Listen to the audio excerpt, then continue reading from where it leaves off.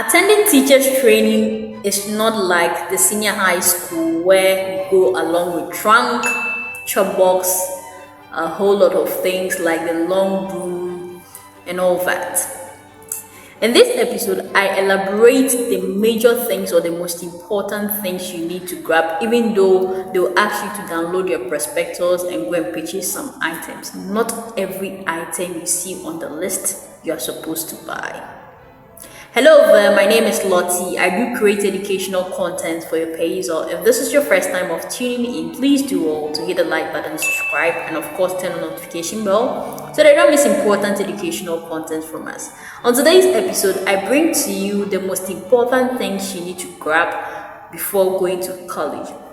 I believe for those of you who have already gotten your admission SMS, you might have downloaded your prospectus and you've gone through and seen a wild range of list of items you need to purchase. However, I am just here to make sure that you do not go over budget, because some of these things, most especially the men, you go and then you might not even see them again. So first on my list, it has to deal with trunk chop box.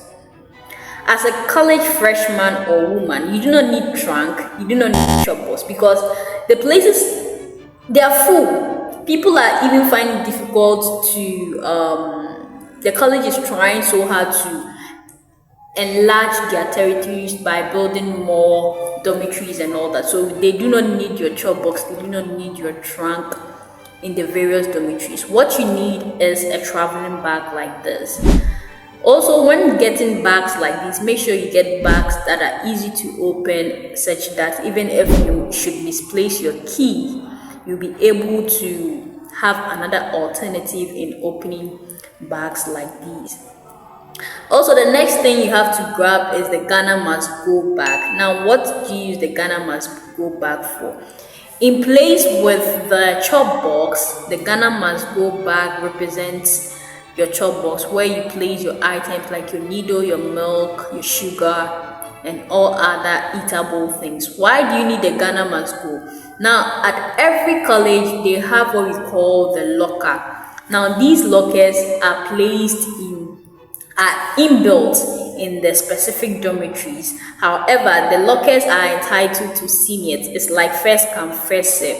So your seniors will be using the lockers. When they leave, the next in line will continue to use the locker as well. Now, the reason why I do not advise freshmen and women to share lockers is the fact that when something of yours goes missing, you know who to reach out to. So if it's your senior you are sharing the locker with and you come and your Milo is finished, you know definitely who took your Milo. Do you get it? You know definitely who took out your sugar or whatever it is. And that is why you need a Ghana Must Go bag, something portable, and you just place these items in the Ghana Must Go bag. You get a small padlock and then you lock it. I know the gentlemen do not have problems or worries when it comes to what they will eat on campus. What matters is the fact that they've gained admission and they are there to survive, unlike the ladies, where we are so interested in impulsive buying and all that. So that is one. Also, the next thing I would like to talk about is gadgets, electric gadgets. If you have the money, if you know you can afford electric iron, that is fine, you can go with your electric iron. However, make sure to identify your electric iron so that when it goes to the ironing shed, you'll be able to identify that this is my iron, because mostly the ironing shed is choked during weekends. A lot of ironing is going on. People are ironing their attire for the week, their church cloth, their JC, whatever it is, they are just ironing here and there. So make sure you be able to identify your iron when you are going to go with one. However, I think that as a fresher, if you go to college, you get ironed. I mean, college it depends on your relationship you're going to build with people. College is friendly, and so you get people or your senior or your school mother who probably has an electric iron. Just go for the first semester, look at the environment before you send out your things. You get it? The next thing I'd like to talk about is mobile phone. Of course, you are a matured man, you're a matured woman.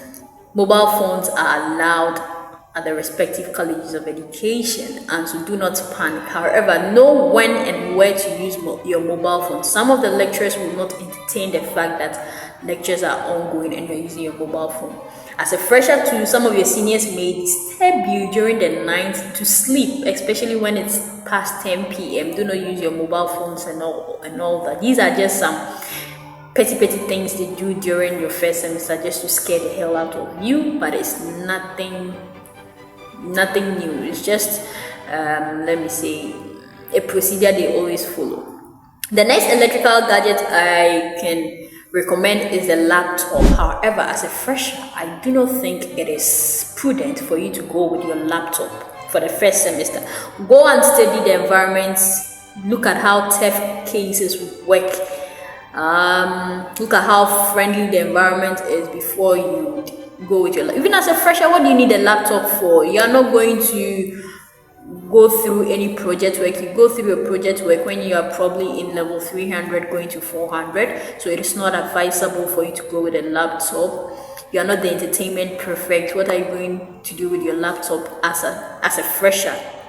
You know, the first stage, I'll be making a special episode on how to bag first class or get amazing grades when you go as a freshman.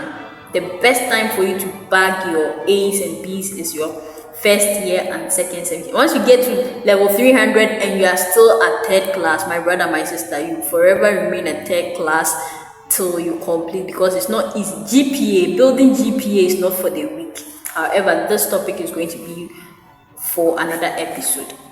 So yes, it is not advisable for you to go with a laptop for the first year. No. The next thing that most people think that teachers training is university. No, please. It is not advisable for you to go with electric stove, rice cooker, blender.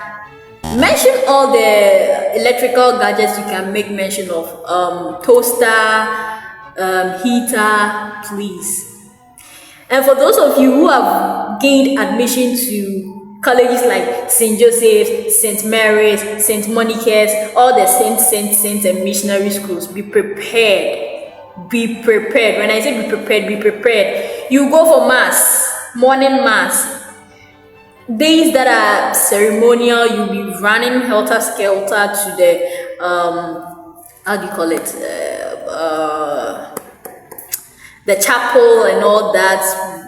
St. Joseph's, they call it Basilica. You'll be running here and there. Even with these missionary colleges, the highest offense you can commit is the fact that you not attend mass. That's the highest offense.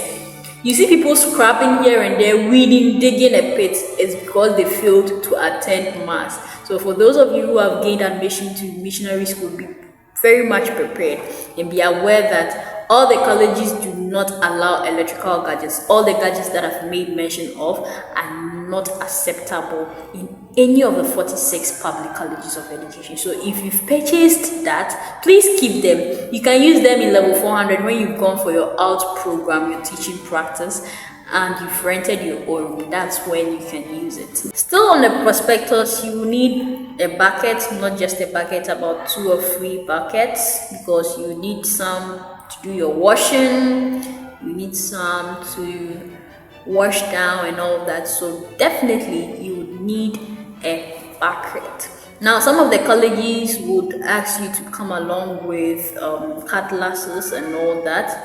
These cutlasses are being collected generally the moment you get into school, and so it's no longer yours. However, when it's time for weeding, all you have to do is the house prefects responsible for each house will just go for the cutlass and then you weed. However, all the colleges have their different rules, and so it's just that's it. Basically, that's it. You need a bucket, so don't forget that. Now, personal items like your pomade, your toothbrush, your hairbrush, a pair of sandals. This is not the time to go and you're not going for fashion. You get it. And mostly you see that Almost all the first 6 public colleges of education, they put on white and black, except for 1 or 2 colleges where they put on blue and black. Mostly it is white and black. The men go with black trousers, a pair of black trousers with a white top. If you see the gentlemen put on long sleeves, that means they are college prefects, they are college, their heads, they are representing the lecturers on campus. So you see people put on long sleeves, they are college prefects. However, some also put on long sleeve, of which they are not prefects as well. And the ladies put on a white top and a black skirt. The skirt, every school has its own design, so you check out your school design. On the prospectus, they've designed the kind of attire you're going to put on. You have your Sunday attire, you have your check as a fresher. Some of you will be wearing check till your uniforms are being ready and all that. Now with the gentlemen, just know that braiding is not allowed. You're not allowed to braid, being it dreadlocks or whatsoever. Since you're wearing a uniform, you're entitled to rules and regulations, and so you're not allowed to braid your hair. You just keep it simple, nice, classy, and clean. You're good to go. With the ladies, you are allowed to braid, but then extensions are not allowed. If the female tutors or lecturers should find out that, especially your house mistress or your hall mistresses, they see that there are extensions, they may penalize you, or they will kindly ask you to take your extensions off. Braids that are allowed are the braids like this, they all back neatly, or you can have a cut down hair. It should be simple. Back at college, I had this back at college, and anytime it was bushy, I just had to trim it down so that they wouldn't talk about it. I went to a missionary school, so of course everything was supposed to be well disciplined and all that. So yes, the braids, that's how it works. And I'd like to talk about your dining. Teachers training, you're not allowed to cook in your various dormitories, so obviously you're going to dining, right? And it's more or less like the SHS. If you get a good school mother, she might not ask you to go for her food. The men don't really have problem when it comes to these things, because boys are boys, Charlie. Somebody will be in level 400, you see the person holding his or her plate, his plates going to the dining hall, but the ladies, unlike the ladies, they would like to send and all that. So get your plates, your fork and knife, your napkin. These are just normal things. By the time you get to level 200, you're okay with the school rules and regulations, and you do not really care about that. Yeah, so these are just some basic things you need to get. You don't need to get the whole market to get to college. No, get these basic items and you're good to go. And so, but don't forget to look good and smell good as well. Your smell is very important. So I'm not saying go and get expensive perfumes, but at least get your deodorants and all that will make you smell good. Smelling good is part of your process. And so thank you very much for watching this video till this particular end. I really appreciate you all. Please do well to leave your questions or comments via the comment section. If you've gone through your prospectus and you've realized that there are certain things that you think you may not be able to afford as at now, please relax. Don't be pressured. Don't be pressured to get things that you think you don't have the financial strength to do at this moment. Be relaxed. What matters is that you've gained admission. And so thank you very much for watching this video, and once again a very huge congratulations to each and every one of you. Wishing you all the very best of luck, and please feel free to leave your questions via the comment section, and I'll gladly respond to each and every one of you. Of course, my name has always been Lottie, and until next time I come your way, it is solely bye for now. Peace and love. Shalom. I'm out.